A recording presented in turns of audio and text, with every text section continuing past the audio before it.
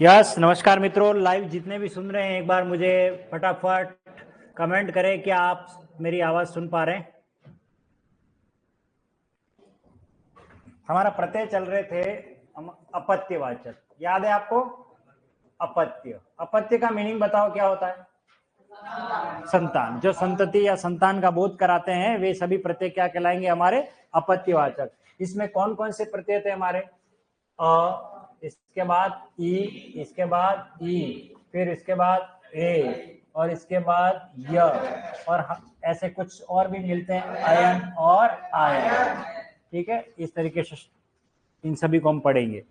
अब कल मैंने आपको कौन सा प्रत्यय पढ़ा लिया था? अ। ठीक है, जैसे ये जो प्रत्यय पढ़ाया अ, इसमें आपको मैंने क्या बताया था कि जिस प्रकार इक प्रत्यय लगता है और प्रारंभिक स्वर में वृद्धि होती है, ठीक इसी प्रकार ये प्रत्यय लगने के बाद उसी तरीका का रूल फॉलो करना पड़ेगा अपन को। लेकिन ऊ जो होता है अंत वाले वर्ण में, वो व में बदलता है। ठीक है, तो कुछ उदाहरण मैंने आपको पढ़ाए थे, थोड़े रिवाइज कर लेते हैं। ठीक है, ये एक शब्द है मनु, ये एक शब्द है यदु, ये एक शब्द है रघु, और ये एक शब्द है धनु, और ये एक शब्द है शिशु। ठीक है, और भी बहुत सारे शब्द लिखाऊंगा हालांकि। ठीक है, और ये एक शब्द है वसुदेव। ठीक है, इसके अलावा ये एक शब्द है जीन, ये एक शब्द है शिव। ठीक है, और इसी प्रकार ये एक शब्द है विष्णु।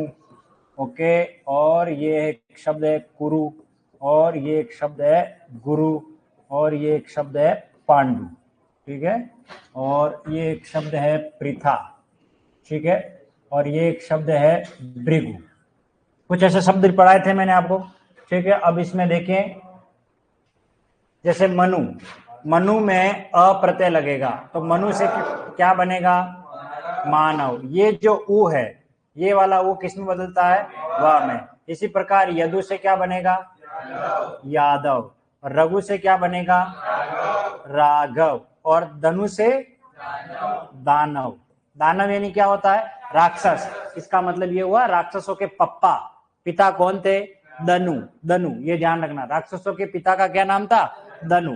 इसी प्रकार शिशु से बनेगा शैशव। क्या बन जाएगा? ये संतानवाचक नहीं है, शैशव। तो ई किस में बदलेगा? आई में। और ओ किस में बदल जाएगा? व में। ये ध्यान रखना। वसुदेव में अ लगेगा तो क्या बनेगा? वासुदेव। वसुदेव का मतलब होता है भगवान कृष्ण के पिता, और वासुदेव का मतलब होता है स्वयं भगवान कृष्ण। ओके, जैन में अ प्रत्यय लगेगा तो क्या बनेगा? जैन, ये बनेगा। शिव में अ लगेगा तो क्या बनेगा? शैव किसे कहते हैं? शिव जी के उपासक। ठीक है, और विष्णु में अ लगेगा तो क्या बनेगा? वैष्णव। इस तरीके से बन जाएगा वैष्णव। और कुरु में अ लगेगा, क्या बन जाएगा? कौरव। इस तरीके से दो मात्रा लगेगी, कौरव। और गुरु में अ लगने से क्या बन जाएगा? गौरव, ये बनेगा गौरव। और पांडु में अ लगने से बन जाएगा पांडव, ये ध्यान रखना। और पृथा में अ लगे, री बदलेगा आर में, और ये बन जाएगा पार्थ। और पार्थ का मीनिंग होता है अर्जुन, अर्थात अर्जुन की मम्मी का क्या नाम था? पृथा। और पृथा का मतलब क्या होता है? कुंती। पृथा का मतलब क्या होता है? कुंती, कुंती का पुत्र है, ध्यान रखना। और भृगु से क्या बनेगा? भार्गव। क्या बनेगा? भार्गव। इस तरीके से हम ये सब कल हमने पढ़ लिया था। अब आगे देखते हैं आज का प्रत्यय है, और वो है आपका ई प्रत्यय। कौन सा प्रत्यय है? ई। ओके, जैसे देखिए ये एक शब्द है दशरथ। क्या शब्द है? दशरथ। और प्रत्यय लगेगा ई, और ये बनेगा दासरथी। दासरथी, ई छोटा है, ध्यान रखना, इधर ई छोटा है। दशरथ में ई लगने से क्या बनेगा? दासरथी। क्या होता है दासरथी? दासरथी का मतलब होता है भगवान राम, अर्थात दशरथ की संतान कौन थे? भगवान राम। आप पूरा शब्द को ढूंढ मारोगे, ये आपको शब्द भी नहीं मिलने वाला है। और ये आपको परीक्षा में पूछ दे तो आपको ध्यान रखना, दशरथ इसमें मूल शब्द है, और दशरथ में ई प्रत्यय लगेगा, क्या बनेगा? दासरथी। दासरथी प्रभु राम को कहा जाता है, ये ध्यान रखना। इसी प्रकार से देखिए ये एक शब्द है मरुत। क्या शब्द है? मरुत। प्रत्यय क्या लगेगा? ई, और ये बनेगा मारुति। क्या बनेगा? मारुति। देखिए मरुत का अर्थ होता है हवा, पवन, वायु, समीर, बयार, आप कुछ भी कह सकते हो। तो मरुत और ई लगने से बना मारुति, यानी कि पवन का पुत्र। पवन का पुत्र कौन है? हनुमान। इसलिए मारुति का मतलब क्या होगा? हनुमान, यानी कि उनकी संतान है ये। पवन तनय संकट हरण मंगल मूर्ति रूप, राम लखन सीता सहित हृदय बसु स्वरूप। तो पवन तनय, पवन कौन है? हवा, और तनय का अर्थ होता है पुत्र, यानी कि पवन का पुत्र कौन है? हनुमान। तो मरुत में ई लगने से बन गया मारुति। क्लियर हो गया? इसी प्रकार से देखिए ये एक शब्द है सरथ, ठीक है, और प्रत्यय क्या लगेगा? ई, और क्या बनेगा? सारथी। सरथ में ई प्रत्यय लगने से क्या बनता है? सारथी। जो रथ के साथ होता है उसको कहते हैं हम। सरथ में ई लगने से बन गया। याद रखना सबसे इंपॉर्टेंट शब्द यही है, शब्द शुद्धि में आएगा। सारथी में बहुत सी पुस्तकों में भी मात्रा बड़ी लिख दी है और बहुत से बड़ी मात्रा लिख करके पढ़ा भी लेते हैं। याद रखें सारथी में मात्रा छोटी आती है, आप कभी बड़ी नहीं लिखेंगे, ये याद रखें। ओके, इसी प्रकार से अब आपको मैं एक कहानी भी सुनाने वाला हूं। मैंने कहा था कल आपको कि बहुत सारी कहानियां सुनाऊंगा, लेकिन क्या है कि समय अपने पास कम रह गया। वाल्मीकि में ई प्रत्यय लगेगा। कौन सा प्रत्यय? ई, और ये बन जाएगा वाल्मीकि। क्या बनेगा? वाल्मीकि। ये एक ऐसा शब्द है जो शब्द शुद्धि में भी आएगा, याद रखना, ठीक है। वाल्मीकि में ई लगा, क्या बन गया? वाल्मीकि। चलिए अब मैं इस वाल्मीकि को लेकर के कुछ जानकारी बता लेता हूं आपको, ठीक है। वाल्मीकि से वाल्मीकि कैसे बना है? देखिए वाल्मीकि ने रामायण लिखी थी। सबसे पहले जो रामायण लिखी गई वो संस्कृत में लिखी गई, वो वाल्मीकि ने लिखी, ऋषि वाल्मीकि हुए। उसके बाद काफी समय बाद तुलसीदास जी ने लिखा रामचरितमानस, ठीक है ना, उनसे प्रेरित होकर के। लेकिन आपको पता होना चाहिए कि ये जो वाल्मीकि जिन्होंने पूरी रामायण लिखी, इतना बड़ा ग्रंथ लिखा, ये अपने जीवन काल में कभी डाकू थे। क्या थे? डाकू। और इनका नाम था रत्नाकर। क्या नाम था? रत्नाकर। और रत्नाकर का संधि विच्छेद होता है रत्न प्लस आकर। आकर, रत्न, आकर का मीनिंग होता है खजाना, अर्थात रत्नों का खजाना। ये रत्नाकर का मीनिंग है। रत्नाकर समुद्र को कहा जाता है। इसका सही अर्थ रत्नाकर का अगर सही अर्थ पूछें तो क्या बनेगा? समुद्र। बात समझ में आ गई? तो रत्नाकर समुद्र को कहते हैं क्योंकि समुद्र रत्नों का खजाना है, याद रखना। तो रत्नाकर क्या है? डाकू का काम करते हैं। ये जैसे टीचर है, पढ़ाने का काम करता है, डॉक्टर का काम करता है, वैसे डाकू का क्या पेशा होता है? लोगों को लूटना। तो ये लूटने का काम करते थे। आए दिन कोई इनको आता तो उनको राहगीर को लूट लेते। एक बार ऐसे कुछ ऋषि वहां से जा रहे थे, और ऋषि के पास क्या होता है? बेचारों के पास हाथ में एक वो जोली झंडा और पुस्तकें वगैरह होती है। तो जब ऋषि सामने से आ रहे थे तो उसमें क्या, उस ऋषियों को देख करके क्या डाकू रत्नाकर को लगता है इनके पास, इनकी पोटलियों में बहुत सारे हीरे मोती माणक भरे पड़े हुए हैं, बहुत सारा धन है इनके पास, हमको मिल जाएगा अगर हम इनको लूट लेंगे। तो उन्होंने सभी ऋषियों को लूट लिया, बंदी बना लिया। जब उनकी पोटलियों को खोला गया तो उसमें पुस्तकों और इनके अलावा कुछ भी नहीं मिला। तो डाकू ने कहा तुम सब सिद्ध हो और तुमने हमारे साथ छल किया है, कपट किया है, तुमने इस पूरे धन दौलत को किताबों में बदल दिया है, पत्थरों में बदल दिया है, और मेरे साथ मतलब ये छल किया, मैं तुमको यहाँ से जाने नहीं दूंगा, तुम सबको बंदी बना दूंगा। डाकू था वो तो किसी को मार भी सकता, तो कोई समझदार व्यक्ति था मेरी तरह, है ना। बिल्कुल, हाँ मैं समझदार हूं तभी तो पढ़ा रहा हूं, इतना तो कह ही सकता हूं। तो उन्होंने ये कहा चलो ठीक है, आपको लग रहा है हमने इसको पत्थरों में या किताबों में परिवर्तित कर दिया है, हीरे मोती माणक को, तो हम आपसे एक सवाल पूछते हैं, अगर आप उसका जवाब दे दोगे तो ये सारे हीरे मोती जवाहरात आपके। तो डाकू रत्नाकर ने कहा सॉरी, मैं किसी आरपीएससी में नहीं बैठा हुआ हूं कि आपके प्रश्न का उत्तर दूं, आप तो, आपके साथ कोई ऑप्शन नहीं है। तब फिर उन्होंने कहा देखिए ऑप्शन आपके पास भी कुछ नहीं है, हमको मार दोगे तो ये सारा धन व्यर्थ हो जाएगा, अगर धन चाहते हो, अपने परिवार का भरण पोषण करना चाहते हो, तो हमारे प्रश्नों का उत्तर तो देना ही पड़ेगा। तो अब विकल्प कुछ था नहीं, उन्होंने कहा यार ये धन तो निकल जाएगा, ये धन तो काफी सारे पोटलियों में भरा पड़ा है। तो बोले चलो ठीक है, सवाल करिए। तो साधु महात्मा में से एक साधु ने उनको सवाल ये किया, आप ये चोरी करते हो, ये अन्याय करते हो, ये पाप का कार्य करते हो, क्या इस दुष्कर्म का, इस दुराचार का भागी तुम्हारे परिवार के परिवार वाले हैं या नहीं? पाप के भागी, क्योंकि तुम पाप की कमाई लेकर के जाते हो, तो क्या परिवार वाले भागीदार हैं क्या इसके? बोले क्यों नहीं होंगे, मैं उनको कमा करके ला करके दे रहा हूं, तो मेरा कमाया वही तो वो खा रहे। बोले कि एक बार आप घर पूछ करके आओ, हम कहीं नहीं जाने वाले, हमको बोले बंदी बना लो। तो डाकू रत्नाकर गया अपने घर पे, अपनी पत्नी को कहा, मैं रोज नए नए मंगलसूत्र लाता हूँ, नई नई साड़ियां लाता हूँ, नए नए सोने के कंगन लाता हूँ, खरीद के नहीं, लूट कर, है ना, और वो तुमको देता हूँ, पाप और अन्याय कार्य करके लाता हूँ, क्या तुम इसके पाप के भागीदार हो क्या? तो पत्नी ने कहा, वेंडो, हम तुम्हारे पाप के भागी नहीं है, हम तुम्हारे पाप के भागीदार नहीं है।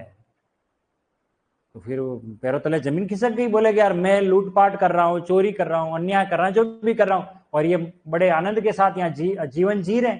नहीं, उसी समय तत्काल रत्नाकर के मस्तिष्क में वैराग उत्पन्न हो गया। याद रखना, जब किसी व्यक्ति के अंदर वैराग, विरक्ति उत्पन्न हो जाती है ना, तब फिर वो विवेक सब खत्म हो जाता है, मुझे अब क्या करना नहीं करना, एक ही फैसले पर वो तटस्थ रह जाता है कि बस अब मुझे परिवार छोड़ना, घर छोड़ना, चाहे मेरी पत्नी हो, चाहे मेरा बच्चा हो, कोई भी हो। जब उसके मस्तिष्क में आता है, जब गौतम बुद्ध के मस्तिष्क में आ गया था, वैराग उत्पन्न हो गया, उसने अपनी पत्नी यशोधरा को छोड़ दिया, ठीक उसी तरह उसी समय अपनी पत्नी को छोड़ दिया और सीधा साधु महात्मा के चरणों में आकर के गिर गए और बोले कि अब मुझे मुक्ति चाहिए। उन्हीं साधु महात्मा में कौन शामिल थे? इस ब्रह्मा जी के मानस पुत्र नारद। कौन थे? हुआ क्या कि नारद जी ब्रह्मा जी के मानस पुत्र है, तो वो चलिए, वो तो समाचार, वो समय उन्होंने आज तक एजेंसी ज्वाइन कर रखी थी, वो न्यूज एंकर का काम भी करते थे कभी कभी, अर्थात इधर की रिपोर्ट उधर तक पहुंचाने का काम करते। उस जमाने में नारद जी रिपोर्ट का ही काम करते होंगे, तो सारी खबर कर लेने के, पृथ्वीलोक पे क्या हो रहा है, चलिए मैं खबर लेकर के आता हूँ। तो पृथ्वीलोक पर वो साधु का वेश धारण करके जा रहे थे और गलती से किसने, डाकू रत्नाकर ने इनको पकड़ लिया। अब डाकू रत्नाकर के जाल से मुक्ति चाहिए, तो उन्होंने कुछ तरीका अपनाया और उनको घर भेजा। तो घर जाकर के वो विरक्ति जब जाग गई, तो फिर नारद मुनि ने अपना जो वास्तविक रूप है वो तो बताया नहीं, उसी रूप में थे, और उनको ये कहा कि तुम प्रभु राम नाम जपो और भगवान राम की महिमा का मंडन करो, और जब भगवान राम इस धरती पर अवतरित होंगे, है ना, वो सारी कहानी सुनाई उन्होंने। नारद मुनि ने भगवान राम के जन्म से लगा करके क्या बोलते हैं, अयोध्या तक की, फिर उसके बाद वो उत्तर रामचरित होती है, उसमें लव और कुश का जन्म होता है वगैरह, वो सब बात होती है। तो वो सब बात वाल्मीकि को कही। एक्चुअल में वो वाल्मीकि नहीं थे, वो कौन थे? डाकू रत्नाकर। तो उनको कहा तुम तपस्या करो। अब वो डाकू रत्नाकर तपस्या करने में लीन हो जाते हैं, इतने लीन हो जाते हैं कि जो आप एग्रीकल्चर में पढ़ते होंगे, एक टर्मिट होता है जिसे दीमक बोलते हैं, जिसे उदय भी बोलते हैं, ठीक है ना, जो लकड़ी में लग जाती है ना, तो वो टर्मिट जमीन में मिट्टी को खोद खोद करके उसकी बाम्बी बना दी और उनके ऊपर मिट्टी का ढेर लगा दिया। किसके ऊपर? डाकू रत्नाकर के ऊपर पूरा मिट्टी का ढेर लग गया और वो डाकू रत्नाकर मिट्टी में दब गया। नारद मुनि काफी समय बाद वापस जब आते, बोले कि यार मैंने किसी को यहाँ पर समाधिस्थ होकर के, ध्यान मग्न होकर के भगवान राम का ध्यान करने को, जब तक तुम्हारे कान में प्रभु राम आकर नहीं बोले तब तक तुम यहाँ से हिलना मत। तो ये वो तो भूल गए नारद जी। फिर वो वहां आकर के देखें तो ये डाकू रत्नाकर उस मिट्टी के बाम्बी में बंधा हुआ, मतलब ध्यान मग्न। तब फिर नारद मुनि ने उस बाम्बी में कहा प्रभु राम का नाम लिया, और फिर उसके बाद उनका पदार्थ, वो क्या बोलते हैं, मिट्टी हट जाती है, और फिर भगवान राम भी का उनको शायद दर्शन होते हैं। उसके बाद सारी पौराणिक आख्यानों में बताया गया। तो जो टर्मिट होती है उसे वल्मीक कहा जाता है। उसे क्या कहा जाता है? वल्मीक। वल्मीक का अभिप्राय है दीमक। ओके, और यहां प्रत्यय क्या लगा? ई। तो वल्मीक में ई लगने से क्या बन गया? वाल्मीकि। तब फिर उनका पुनर्जन्म होता है, दूसरा जन्म होता है, क्योंकि वो एक डाकू से एक सिद्ध पुरुष बनकर के निकलते हैं, इसलिए उनका नाम क्या बन गया? वाल्मीकि। और फिर उन्होंने, वाल्मीकि जी ने क्या लिखी? रामायण लिखी। सबसे पहला अगर कोई कवि हुआ इस सृष्टि में वो कौन हुए? वाल्मीकि, जिन्होंने कौन सा ग्रंथ लिखा? रामायण। देख लीजिए, एक डाकू क्या बन जाता है किसी की प्रेरणा से। हम लोग कितना कहते हैं पढ़ो पढ़ो, लेकिन हम तो प्रेरित भी नहीं होते। वो एक डाकू था, आपने वो भी सुना होगा, एक डाकू वो भी था। डाकू क्या मतलब मंद बुद्धि कह सकते हो, जिस डाली पे बैठता था उसी डाली पर काटता था। कालिदास। और कालिदास महामूर्ख था, लेकिन वो भी इतना विद्वान बन गया। वो किसको? वो विजिका प्रदेश की रानी को सबक सिखाने के लिए। वो रानी ने प्रतियोगिता रखी थी, बहुत सुंदर थी वो, और एक वो सुंदर जो मेरे प्रश्नों का जवाब देगा मैं उससे शादी करूंगी। काश ऐसा भी हो, है ना? जो मेरे प्रश्नों का जवाब देगा मैं उससे शादी करूंगी। सब विद्वान लोग वहां गए शादी की अपेक्षा में कि चलो ये सवाल करेगी, मैं उत्तर दे दूंगा तो ये तो मेरे से शादी कर लेगी। लेकिन उस विजिका प्रदेश की राजकुमारी ने ऐसे ऐसे सवाल पूछे तो अगले जो धुरंधर थे वो धराशायी हो गए, सबकी इंसल्ट हो गई, तो कोई शादी नहीं कर पाया। तो सभी ने मिलकर के कहा इसकी शादी नहीं होगी, लेकिन इसको सबक सिखाते हैं, दुनिया के सबसे महामूर्ख व्यक्ति से इसकी शादी करवाएंगे। तो फिर वो ढूंढे कि सबसे मूर्ख व्यक्ति कौन है, तो बोले पता करो। तो बोले कि सब जगह पर गए तो एक व्यक्ति ऐसा था जिस डाली पर बैठा था उसी डाली को काट रहा था। बोले यार इससे मूर्ख व्यक्ति कौन मिल सकता है, यही तो है। उसको कहा भाई क्या कर रहे हो? बोले कि डाली काट रहा हूं। बोले कि तू तो गिर जाएगा। और फिर उसको पता पड़ा कि अच्छा ऐसा भी होता है क्या। फिर उसको सपने दिखाए गए, देखो दुनिया की सबसे हसीन खूबसूरत और बहुत सारी पैसों वाली यानी कि धन दौलत सब कुछ है, ऐसी राजकुमारी से अगर तुम्हारी शादी करवा दे तो। बोले ये फिर क्या लकड़ी काटूंगा क्या मैं? हाँ फिर तो बढ़िया है, मैं घर पे ही रहूंगा, बढ़िया ऐश करूंगा। बताओ बताओ कौन है ऐसी, लेकिन ध्यान रखना तुम्हें मौन रहना, चुप रहना, वो जो पूछे उसका जवाब ऐसे से इशारों से दे देना। बोले कहा ठीक है। तो फिर वो उसको लेके गए राजकुमारी के सामने। तो राजकुमारी को कहा कि तुम्हारे प्रश्नों का जवाब ये व्यक्ति देगा, परंतु शर्त यह है कि ये मौन रह करके जवाब देगा। तो राजकुमारी ने कहा कोई बात नहीं, मेरे क्या फर्क पड़ रहा है, मैं तो प्रश्न पूछूंगी, ये मौन रह के भी उत्तर दे देगा तो अच्छी बात है, मैं तो उत्तर समझ जाऊंगी। फिर चलो राजकुमारी ने इस तरीके से इशारा किया। तो फिर उस मूर्ख व्यक्ति ने कहा तो इस तरीके से, है ना? फिर राजकुमारी ने इस तरीके से इशारा किया, उसने कहा इस तरीके से इशारा किया, इस तरीके से 2-3 इशारे बताए गए। और फिर जब शादी हो गई, शादी होने के बाद जब राजकुमारी वो पूछते कि मैंने आपसे शादी कर ली, सब कुछ कर लिया, आपका मौन व्रत अब खत्म हो गया होगा। बोले हाँ मौन व्रत तो खत्म हो गया कभी का, आप मुझे बताओ क्या हुआ। वो मैंने आपसे सवाल किया था कि एक, फिर आपने 2, ऐसा क्या पूछा, आपने क्या समझ करके जवाब दिया? बोले सीधा है, आपने कहा था कि आपकी एक आंख फोड़ूंगी, तो मैंने सोचा कि मैं तो 2 ही फोड़ दूंगा, ऐसा उत्तर दिया था मैंने। फिर बोले ये क्या है? बोले कि आप मेरे को रेपट यानी कि थप्पड़ मारोगी तो मैं मुक्का मार दूंगा।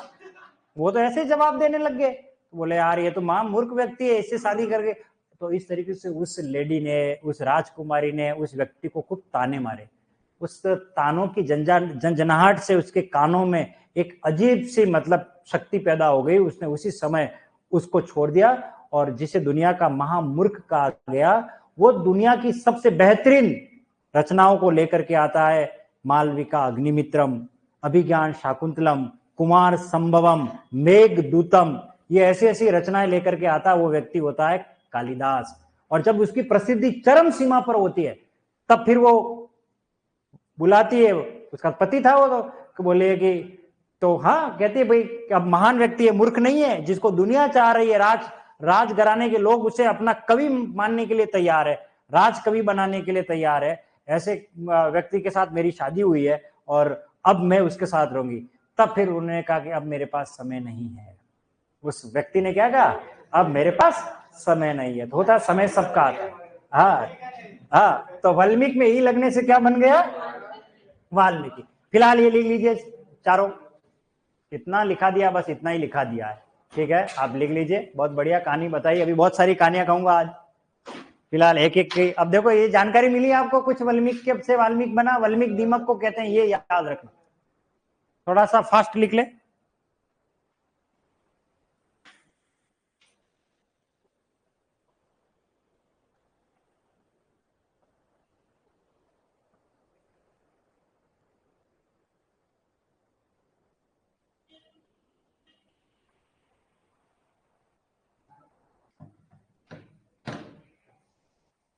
चला आगे।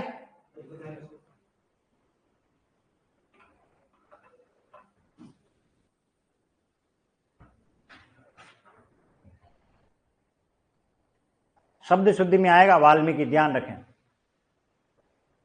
चला आगे। और एक सारथी, मात्रा बड़ी है, नहीं होती है, छोटी होती है, मात्रा का विशेष ध्यान रखें।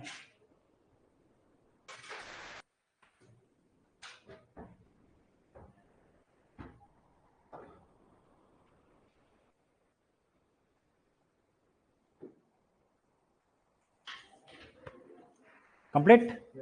ओके, चलिए अगला जो आपका प्रत्यय है वो है संतानवाचक के अंदर, और वो प्रत्यय है ई। कौन सा प्रत्यय है? ई प्रत्यय। ओके, चलिए इसको क्लियर कर लेते हैं। जैसे देखिए, ये एक शब्द है पर्वत, और प्रत्यय लगेगा आपका ई, और अ बदलेगा आ में, और पर्वत से बनेगा पार्वती। पर्वत की पुत्री कौन है? पार्वती। याद रखना, ये पर्वतराज हिमालय की कन्या है पार्वती, ठीक है ना। तो पर्वत में ई लगने से क्या बन गया? पार्वती, ठीक है। इसी तरीके से ये वेरी मोस्ट इंपॉर्टेंट शब्द है, सबसे इंपॉर्टेंट है, याद रखना इसको। ये शब्द है भगीरथ। क्या शब्द है? भगीरथ। प्रत्यय क्या लगेगा? ई, और ये बनेगा भागीरथी। क्या बन जाएगा? भागीरथी। अब इसके ऊपर कुछ बातें हैं जो मैं आपको सुना देता हूं कहानी। भागीरथी, भागीरथी कौन है, इस पर बात कर लेते हैं। भागीरथी कहा जाता है गंगा को। किसको कहा जाता है? गंगा को। गंगा नदी जो है हमारी, वो वास्तव में भागीरथी, ठीक है। कहानी आरंभ होती है, महाराज सगर के जब 100 पुत्र मर जाते हैं किसी शापवश, उनको जीवित करने के लिए गंगा का जल लाना बहुत जरूरी था, उनको जिंदा करना है। लेकिन गंगा एकमात्र ऐसी नदी थी उस समय जो देवलोक में बहती थी। किस लोक में बहती थी? देवलोक। अपने यहां तो थी नहीं ये नदी, देवलोक में बहती थी। तब फिर भगीरथ ने गंगा को धरती पे लाने के लिए बहुत सारी क्या की? तपस्या की।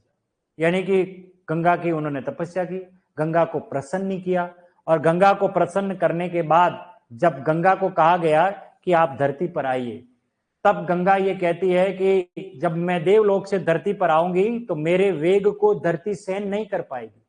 इतना धरती में सामर्थ्य नहीं है कि मेरे वेग को वो सहन कर सकते, इसलिए मैं धरती पर नहीं आ सकती।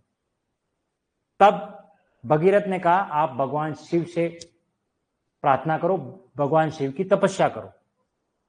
तब फिर भगीरथ ने पुनः भगवान शिव की प्रार्थना की, भगवान शिव की तपस्या की, भगवान शिव को प्रसन्न किया, और फिर भगवान शिव को कहा कि आप गंगा को अपने जटाओं में धारण कर लो, क्योंकि आप ही हो जो गंगा के वेग को कम कर सकते।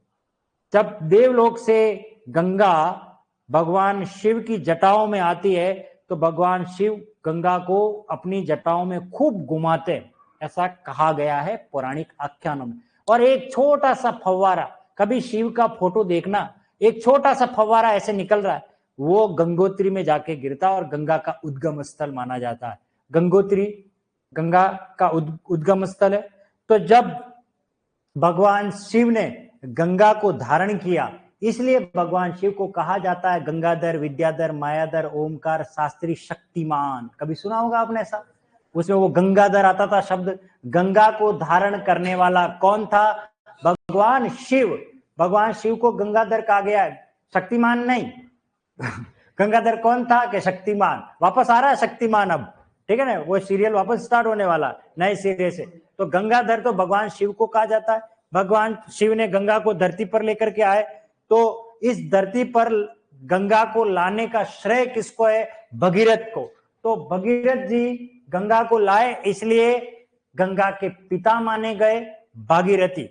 गंगा भगीरथ से भागीरथी शब्द बना, याद रखना। पृथ्वीलोक पे गंगा आ गई। अब ये गंगा बहती हुई देवलोक से जब हमारे धरती पर आती है तो पूरे उत्तर प्रदेश, बिहार और ये पूरे क्षेत्र को बहती हुई पश्चिम बंगाल में जाकर के मिलती है। तो पश्चिम बंगाल में एक जगह का नाम है हुगली। क्या नाम है? हुगली। हाँ, वहां गंगा मैली हो जाती है। उस क्योंकि पश्चिम बंगाल में सबसे ज्यादा कल कारखाने, उसका पूरा गंदा पानी उस गंगा में समाहित हो जाता है। और गंगा का एक और पर्यायवाची है, हुगली भी बोलते हैं। तो ध्यान रखना, इतना डीपली जाने की आवश्यकता नहीं है, मैं बहुत बड़ी गहराई में जा रहा हूं ताकि आपको पता लगे इस गंगा को जब हम आगे पढ़ते हैं किस रूप में परीक्षा में पूछा जा सकता है। तो गंगा कहाँ चली जाती है? पश्चिम बंगाल से होते हुए बंगाल की खाड़ी में मिल जाती है। तो पाताल लोक के वासियों ने जब प्रार्थना की गंगा से कि भाई देवलोक में गंगा बह रही है, धरती लोक में गंगा बह रही है, तो हम लोगों ने क्या किया, हमें गंगा के जल से वंचित क्यों किया जा रहा है? तो फिर वो गंगा पाताल लोक में भी चली जाती है।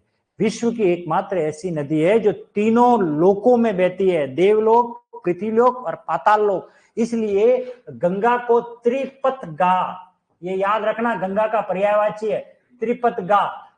त्रिपथगा का मतलब है तीन पथ, यानी तीन रास्तों में बहने वाली, गमन करने वाली त्रिपथगामिनी कहा गया है। विश्व की एकमात्र नदी। और सबसे बड़ी बात, दुनिया में किसी भी नदी का जल उठा के ले आइए और गंगा नदी का जल आप लेकर के आइए, ये सिर्फ कुदरत ने ही अपने को दिया है। गंगा के जल को इतना पवित्र माना गया है, इसके पीछे साइंस भी काम कर रही है। आप एक अपना सामान्य जल आप पानी में बोतल में इकट्ठा करके रखो, थोड़े दिन बाद उसमें बैक्टीरिया वगैरह जो भी है और पानी खराब होने लग जाने का, बदबू आने लग जाएगी। लेकिन गंगा का जल ऐसा पवित्र माना है। वास्तव में गंगा का जल बहुत अच्छा जल है।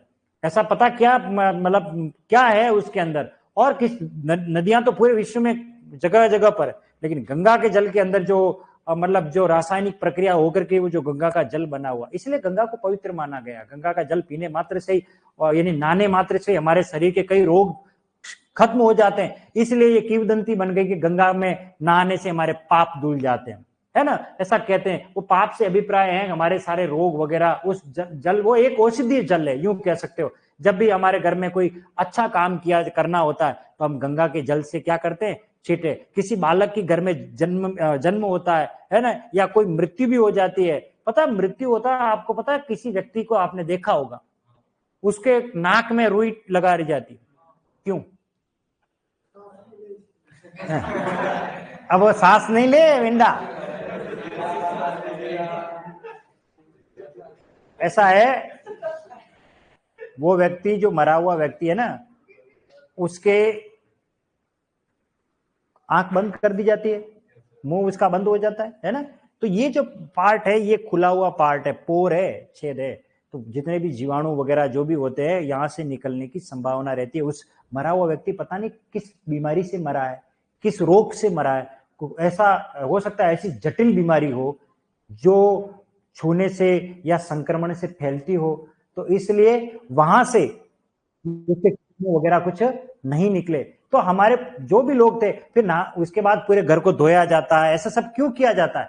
ये ऐसे कोई, ये सब हमारे जो संस्कार है कि मृत्यु से पहले के और मृत्यु के बाद के जो घटनाक्रम होता है वो इसीलिए होता है। किसी के बच्चे घर में पहले क्या होता था, आजकल तो हॉस्पिटल में बच्चा जन्म लेता है, लेकिन पहले जब बच्चा घर में जन्म लेता था उस समय उसकी घर की स्थिति कैसी हुआ करती थी, संक्रमण न फैले, इस वजह से ये सब चीजें की जाती थी। गोबर से उसको लिपा जाता था वगैरह वगैरह। ये सब बातें गाँव में आप देखना अपने दादा दादी के युग में। और वो लेडी वो कभी घर से बाहर नहीं निकलती, कब सूरज पूजन होने के बाद निकलती।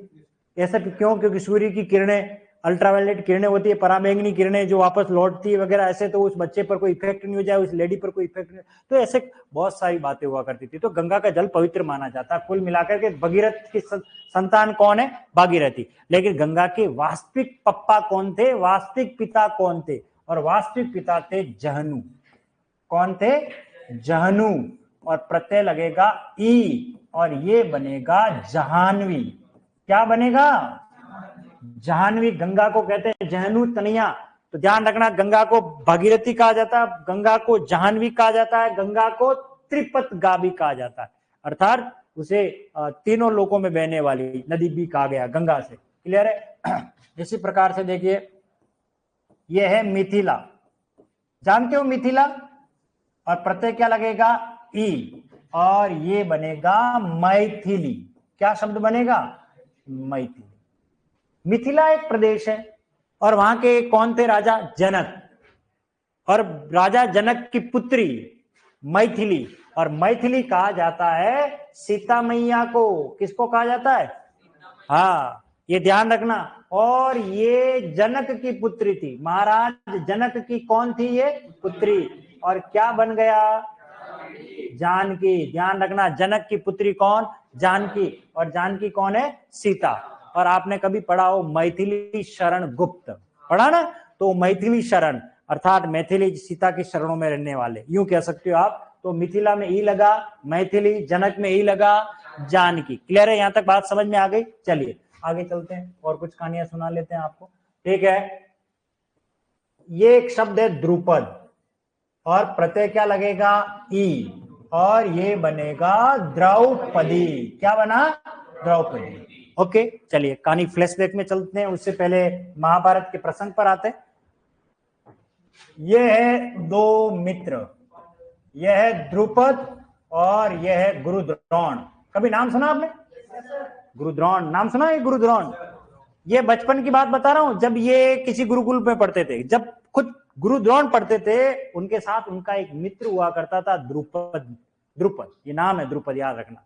तो द्रुपद जो था वो राजा का पुत्र था, अमीर घराने का, यूं कह सकते हो। और ये जो द्रोण थे ये ब्राह्मण पुत्र थे, गरीब परिवार से थे, लेकिन मित्रता थी। ठीक है, और पढ़ाई में ये बड़े इंटेलिजेंट थे, है ना, और ये थोड़े ठीक ठाक थे। तो लेकिन बचपन में दोस्ती होती है, बचपन में दोस्ती होती है तो बड़ी गहरी होती है, और दुश्मनी होती है तब भी गहरी हो जाती है, होता कहा जाता है। ठीक है ना, बचपन का प्यार भी बड़ा प्यार होता है ना। हाँ, वो गाना भी आया था, बचपन का प्यार भूल मत जाना, है ना, वो गाना भी आया था। तो द्रुपद और द्रोण की दोस्ती इतनी गहरी हुई, इनमें एक आपस में एक वादा किया। वादा ये किया, जब अपन इस गुरुकुल से नेट स्लेट पीएचडी करके निकलेंगे तो अपने पास काम हो या नहीं, नौकरी मिले नहीं मिले, तो अपने जीवन के उस समय जब मैं किसी विषम परिस्थितियों में हूं और मेरे पास कुछ भी नहीं होगा, तो अपने जीवन की कमाई का आधा हिस्सा तुम मुझे दे देना। और तुम अगर विषम परिस्थितियों में हो, तुम्हारे पास कुछ नहीं है, मेरे पास बहुत कुछ हुआ, तो मैं अपने जीवन का कमाया हुआ आधा मैं तुमको दे दूंगा। ये प्रॉमिस हो गया। Okay, done. और फिर उसके बाद पढ़ाई करके निकल गए। तो देखो टेक्निकली ये तो राजा का पुत्र था, जाते ही राजगद्दी पे बैठ गया, राहुल गांधी की तरह, है ना, पूरा कांग्रेस की सत्ता जिनके हाथ में आ गई। अब मोदी जी तो चाय बेचते थे, तब जाके संघर्ष करके निकले। मैं किसी का समर्थक नहीं हूं, मैं बात बता रहा हूं। हाँ, जैसे अभिषेक बच्चन, अभिषेक बच्चन हीरो बनने लायक था क्या? पर वो पप्पा हीरो थे तो अभिषेक बच्चन हीरो बन गए, तो होता है। लेकिन आप उसको देखो, अक्षय कुमार के परिवार से कोई भी फिल्म इंडस्ट्री में नहीं था, बड़े संघर्ष करके वो उस जगह पर स्थान काबिज किया। लेकिन आप उनको देखिए, ये रणबीर कपूर और वो दुनिया कौन से, करीना कपूर, करिश्मा कपूर, रणधीर कपूर, राज कपूर, ये पूरे कपूर खानदान पूरी फिल्म इंडस्ट्री में, तो उनको तो विरासत में मिली हुई थी ना। तो कुछ मेहनत करके कमाता और कोई जिसको गिफ्टेड पूरा राज्य मिलता है, इनको गिफ्टेड राज्य मिल गया, तो इनको कोई नौकरी की चाहत ही नहीं। अब ये गुरुद्रोण पढ़ाई करके निकले थे, वो डिग्री लेके घूम रहे थे, और किस्मत इनकी खराब थी, कोई वैकेंसी भी नहीं आ रही थी, सरकार वैकेंसी भी नहीं निकाल रही थी, है ना, कोई ऐसा विद्यालय नहीं था जहां टीचर की आवश्यकता है। क्या करें? तो इनकी पत्नी ने कहा, तुम्हारा वो मित्र है कौन? द्रुपद, उनके पास जाओ, द्रुपद के पास जाओ, वो तुम्हें कुछ दे देंगे। तो जब गुरुद्रोण द्रुपद के दरबार में गए, एक याचक बन करके, एक ब्राह्मण याचक बन करके गए, तो द्रुपद ने क्या कहा वो सुनना आप। उन्होंने कहा, हु आर यू? क्या कहा? Who are you? तब आप बात तो खत्म होगी। इतने साल अपन साथ में रहे और तुम कहते हैं कि हु आर यू, तो फिर पैरों तले जमीन तो खिसक नहीं थी। एक माला निकाल करके उस गुरुद्रोण को ले ली, ये ब्राह्मण याचक है, चलो ले जाओ। फिर मांगने की बात ही नहीं रही। मैं बोला आपको, फिर भी गुरुद्रोण ने कहा था कि हमने क्या वादा किया था, याद है कि नहीं? जो तुम्हारे पास होगा उसका आधा मुझे देना, मेरे पास होगा वो आधा। तो फिर द्रुपद ने क्या किया? बचपन में किए हुए वादे कभी वादे नहीं होते, वो तो बालपन में कह दिए, कोई हमें इतनी समझ नहीं थी, अपन ने कर लिए, उन वादों को छोड़िए, उसी जगह पर कोई वादे नहीं है। तो ठीक है, बात खत्म हो गई। गुरुद्रोण वहीं से निकलते हैं और अचानक एक वैकेंसी आ जाती है, क्रिएट होती है, अखबार में न्यूज आती है कि हस्तिनापुर में शिक्षकों की भर्ती। हस्तिनापुर में शिक्षकों की भर्ती। तो उनको पता लगता है, तो बोले कि चलो ठीक है। इन्होंने वहां एग्जाम दिया और वो क्लियर हो गए और गुरु द्रोण का सिलेक्शन हुआ। कहां पर? हस्तिनापुर। हस्तिनापुर में ये टीचर बन के जाते हैं और वहां इनको सबसे इनका प्रिय स्टूडेंट मिलता है अर्जुन। कौन मिलता है? अर्जुन। और अर्जुन को बहुत सिखाते हैं, बहुत बढ़िया अच्छी तरीके से तैयार करते हैं। और जब गुरु दक्षिणा का समय आता है तब अर्जुन से कहते हैं कि मुझे इसका मस्तक मेरे चरणों में लिया, बस यही तू कर। तो अर्जुन आक्रमण करता है किसके ऊपर? द्रुपद के ऊपर। और द्रुपद को बंदी बना लेकर के और किसके पास ले आता है? गुरु द्रोण। और गुरु द्रोण ने कहा, देख तेरा सारा राज्य मेरे शिष्यों द्वारा जीत लिया गया है, अर्थात वो मेरा है, इसलिए टेक्निकली अब मैं उस राज्य का राजा हूं, लेकिन मैं तेरी तरह नहीं हूं, मैं तुझे आधा राज्य वापस सौंपूंगा। और गुरु द्रोण ने आधा राज्य द्रुपद को वापस दे दिया। इसको कहते हैं वचनबद्धता। तूने अपने वचन को निभाया नहीं, पर मैं निभाऊंगा। और वो आधा राज्य किसको दे दिया? द्रुपद को। और आधा राज्य जो था वो अपने बेटे, द्रोण का बेटा था अश्वत्थामा, उसको दे दिया कि तू इसको संभाल, मुझे कुछ नहीं चाहिए, मेरे तो वैसे भी वहां नौकरी है। कहां पर? हस्तिनापुर। बात यहां तक समझ में आ गई आपको? अब पश्चाताप की अग्नि में जलने की बात, यानी कि प्रतिशोध। पश्चाताप तो किया नहीं उसने, चलो ठीक है यार मैंने गलती की थी। प्रतिशोध कहते हैं बदले को। और बदले की भावना अब जागृत होती है किसमें? द्रुपद में। उन्होंने सोचा कि मैं इस द्रोण को पराजित करूं, लेकिन पता है विद्यालय स्तर से द्रोण बड़े पराक्रमी थे, ठीक है ना। और गुरु द्रोण बहुत अच्छे, मतलब यू कह सकते हो इनको सब विद्या आती थी। तो द्रुपद में इतना सामर्थ्य नहीं था कि इनसे युद्ध कर सके। अब तो इनके लिए एक और चुनौती पैदा हो गई थी, अर्जुन। क्योंकि द्रुपद को हराने से पहले किसको हराना पड़ेगा? अर्जुन को, तब जाकर के हम द्रोण के पास जा पाएंगे। इसलिए इसने एक यज्ञ किया गुरु को हराने के लिए। द्रोण को उसने यज्ञ किया। द्रुपद ने गुरु द्रोण को हराने के लिए, क्योंकि इसके कोई संतान नहीं, तो उसने कहा कि मुझे यज्ञ कुंड से ऐसा पराक्रमी ओजस्वी मेरा पुत्र प्राप्त हो जो गुरु द्रोण से क्या कर ले? बदला ले। अब यज्ञ किया। यज्ञ करते समय यज्ञ कुंड से एक लड़की का जन्म हो जाता है। किसका जन्म होता है? लड़की का। अब आप सोचिए, जो व्यक्ति चाहत रख रहा है लड़के की, और उसे अगर लड़की प्राप्त हो जाए तो आप सोचिए उसकी मनोस्थिति क्या हो गई। आप परीक्षा की तैयारी कर रहे हो कि आप मेरा सिलेक्शन हो जाए, और उसके बाद आपका सिलेक्शन नहीं होता तो आपकी मनोस्थिति क्या हो गई? अरे यार इतनी मेहनत की, कुछ भी हमें प्राप्त नहीं है, खाया पिया कुछ नहीं, ग्लास तोड़ा बारह ना, वो वाली स्थिति हो जाएगी। इसलिए बहुत गुस्सा आ जाता है, क्रोध आता है, और क्रोध में उस लड़की को ये अभिशाप दे देता है। तभी यज्ञ कुंड से एक भविष्यवाणी होती है, रे मूर्ख, जिसने तुझे बचाया उसी को ही तूने अभिशाप दे दिया, शाप दे दिया। बोले तुझे नहीं पता, तेरी अगर पहली संतान लड़का हुई तो तेरी मृत्यु उसी समय हो जाएगी। इसलिए विधाता ने उस नियम को बरकरार रखने के लिए, तुझे जीवित रखने के लिए यज्ञ कुंड से लड़के का जन्म नहीं करवाया। पहले किसका जन्म करवाया? लड़के का। फिर उसके बाद यज्ञ कुंड से एक लड़का पैदा होता है जिसका नाम धृष्टद्युम्न होता है। कौन होता है? धृष्टद्युम्न, जो बाद में गुरु द्रोण की मृत्यु का कारण बनता है। बाद में महाभारत में कभी देखना। तब वो जो लड़की जन्म हुई, उस लड़की का नाम क्या था? द्रौपदी, जो द्रुपद की पुत्री मानी जाती है। बाद में इसकी शादी होती है, स्वयंवर रचाया जाता है, और वो स्वयंवर में कौन आता है? अर्जुन। कौन आता है? अर्जुन।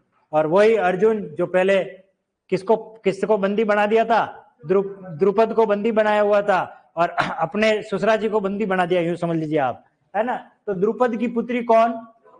द्रौपदी, ये ध्यान रखना। इसी प्रकार एक शब्द आता है पांचाल, और प्रत्यय क्या लगेगा? ई, और क्या बनेगा? पांचाली। क्या बनेगा? पांचाली। क्या अर्थ होता है पांचाली का? मतलब 5 पतियों की पत्नी। अगर ऐसा आप सोच रहे हो तो बिल्कुल नहीं है। अब होता क्या है, जब द्रुपद ने अपनी पुत्री द्रौपदी का स्वयंवर रचा, अर्जुन उसको लेके जाता है, तो माँ कुंती खाना बना रही होती है। तो वो ये कहती है कि माँ हम एक वस्तु लेकर के आए। क्या कहा उन्होंने? हम भिक्षा लेकर के आए, भिक्षा यूं कहा, कुछ उन्होंने ऐसा कुछ कहा कि हम एक वस्तु लेकर के आए, तो उसकी माता ने कहा कि आप पांचों मिलकर बांट ले। ठीक है, माँ ने देखा नहीं, कुछ भी नहीं, और माँ के वचनों को सरबद्ध यानी माथे पे लगाया, यानी कि इसलिए उसको 5 पतियों की पत्नी कहा गया। लेकिन उसके पीछे भी उसकी कहानी है। उसके पीछे कारण यह था कि द्रौपदी ने जब तपस्या की थी, तब उन्होंने अलग अलग, यानी मेरे पति में 5 गुण होने चाहिए। वरुण के पुत्र थे अर्जुन, है ना, तो जल जैसा शांत होना चाहिए, अग्नि जैसा उसके अंदर तप होना चाहिए, वो सब जो बातें कही थी, 5 पांडवों में अलग अलग गुण थे। इस तरीके से उस वरदान को पूर्ण करने का एक समय भी आ गया, यूं कर लीजिए आप, मान लीजिए। तो द्रुपद की पुत्री कौन हुई? द्रौपदी, ये ध्यान रखना। हालांकि वो 5 पतियों की पत्नी है, इस वजह से पांचाली नहीं कही है। ये द्रुपद कहाँ के राजा थे? पांचाल देश के राजा थे, इसलिए वो पांचाल नरेश की कन्या क्या कहलाई? पांचाली कहलाई। इसी प्रकार से देखिए, यह है विदेह, और विदेह में ई लगेगा तो क्या बनेगा? वैदेही, और वैदेही कहा जाता है सीता मैया को। ठीक है, इसी प्रकार ये एक जगह का नाम है गांधार, और प्रत्यय क्या लगेगा? ई, और क्या बनेगा? गांधारी। ये दुर्योधन की मम्मी होती है, और गांधार की कन्या होती है, और शकुनी की सिस्टर है, जानते हो आप, वो आंखों पे पट्टी बांधती है। ठीक है ना, गांधार से कौन बनेगा? गांधारी बन जाएगा। इसी प्रकार, लेकिन ये संतान का बोध तो नहीं कराता, लेकिन आता इसी में। ये कुमुद में ई लगेगा तो क्या बनेगा? कौमुदी। ध्यान रखना, कुमुद मूल शब्द है। ठीक है ना, कुमुद में ई लगने से बनेगा कौमुदी। तो पर्वत में ई लगा, क्या बना? पार्वती। भगीरथ से, जहनु से, मिथिला से, जनक से, द्रुपद से, पांचाल से, विदेह से, गांधार से, और कुमुद से कौमुद। ये ध्यान रखना। ये भागीरथी में मूल शब्द क्या है? भगीरथ। भागीरथ शब्द नहीं है, भगीरथ है। ये भगीरथ 2-3 बार पढ़ाऊंगा, शब्द शुद्धि में भी मैं पढ़ाऊंगा, ध्यान रखना। और भागीरथी को क्या कहा गया है? गंगा। क्यों? क्योंकि वो धरती पर लाए थे। चलिए, इसको लिख लीजिए एक बार।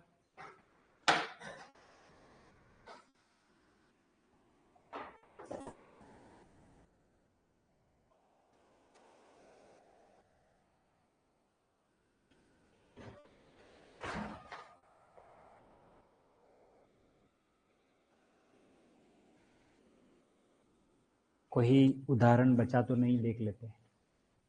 पढ़ा दीजिए।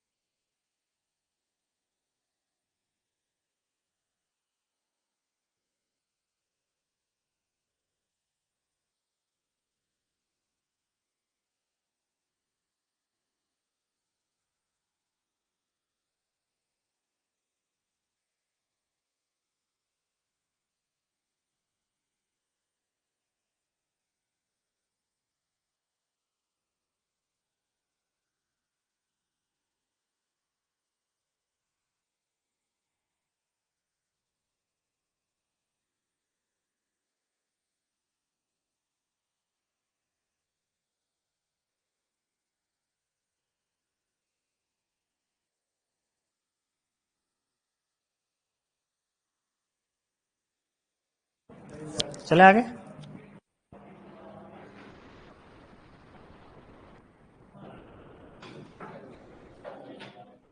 कंप्लीट।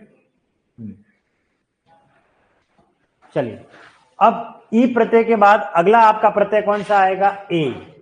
कौन सा प्रत्यय आएगा? ए, ये वाला। चलिए इसको पढ़ लेते हैं। जैसे एक शब्द है गंगा, और प्रत्यय क्या लगेगा? ए, और ये बनेगा गांगे। बहुत अच्छा शब्द है। और यहां से एक कहानी और सुन लीजिए आप। हाँ, खूब सारी कहानियां सुनाऊंगा आज। गंगा में ए लगने से क्या बना? गांगे। ठीक है, गांगे कौन है और गांगे किसे कहा गया है, इसकी कहानी बता रहा हूं। तो कहानी आरंभ होती है, महाराज शांतनु, नाम सुना होगा। ठीक है, एक राजा हुए जिनका नाम था शांतनु। क्या नाम था? शांतनु। ठीक है, शांतनु जो थे, ये जब अपने राज्य में थे उस समय की बात है। इनका एक पुत्र था, इनका पुत्र था, उसी के इर्द गिर्द कहानी है ये। जब ये युद्ध करने जा रहे थे और वापस आ रहे थे, तो एक इन्हें सुंदर कन्या नजर आती है, और उस कन्या का नाम होता है सत्यवती। क्या नाम होता है? सत्यवती। क्या नाम होता है? सत्यवती, याद रखना। ठीक है, तो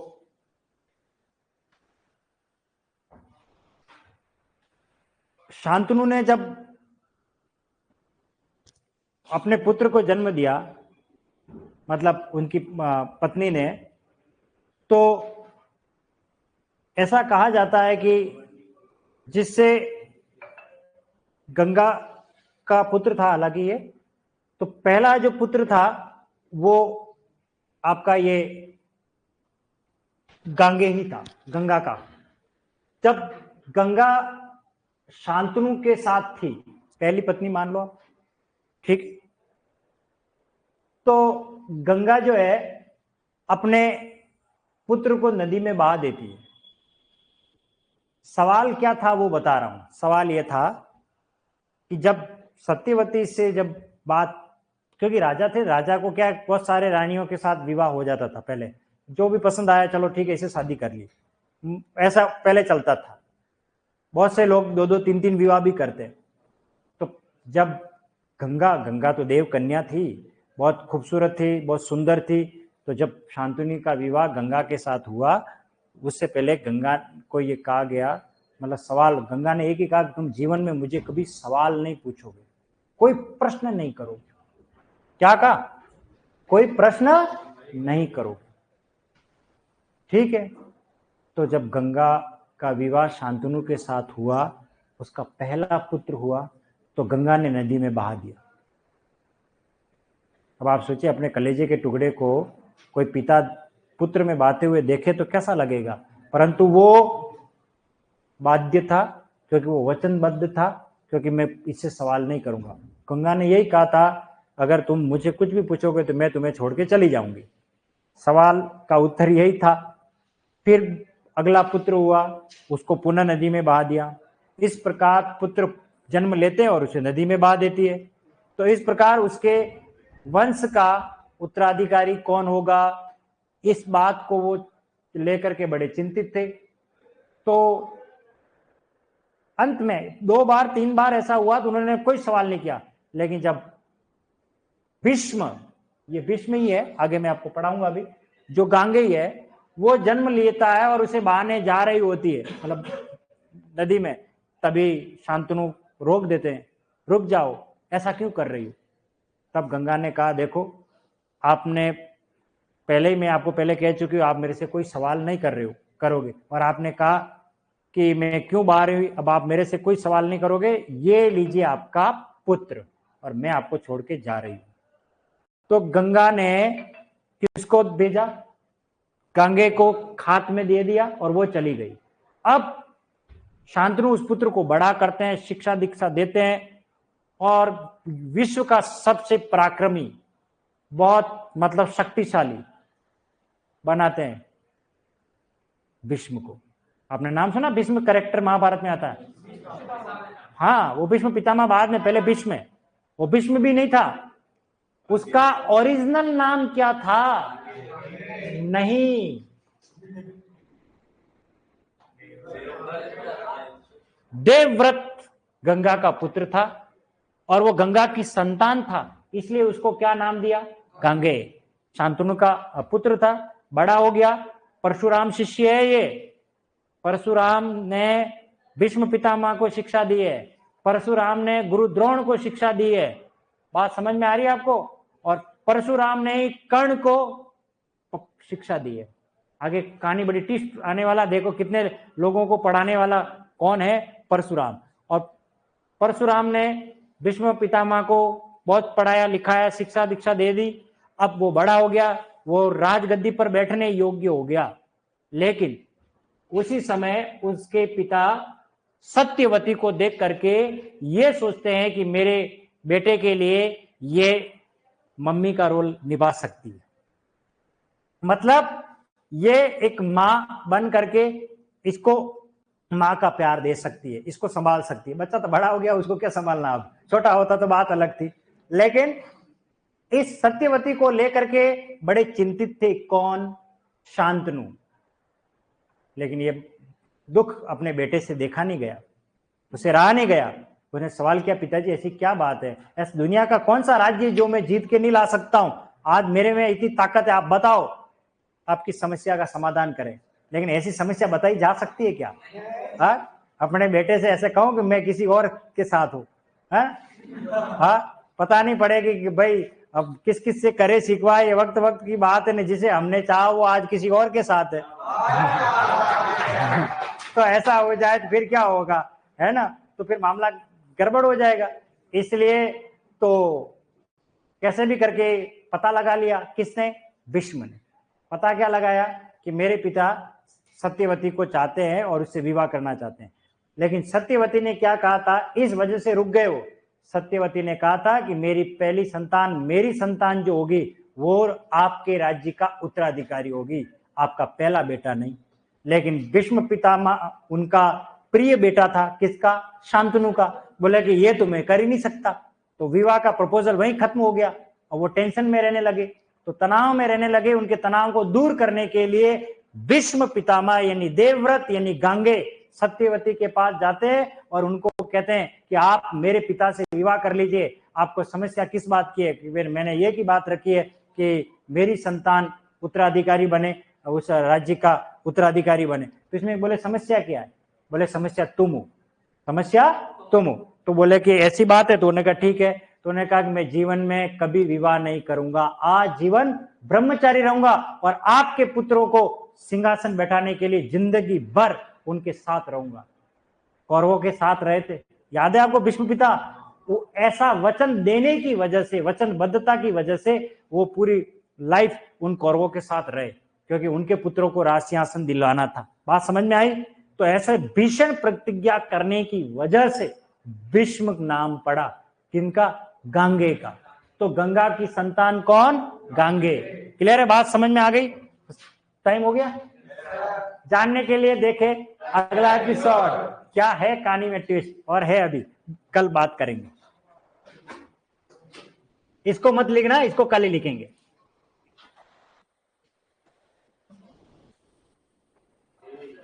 मोनिका जी, गांगे कैसे आया, जानने के लिए देखें अगला एपिसोड। कल हम बात करेंगे इसी समय इसी चैनल पर। तब तक के लिए स्वस्थ रहे, व्यस्त रहे, मस्त रहे और जीवित रहे।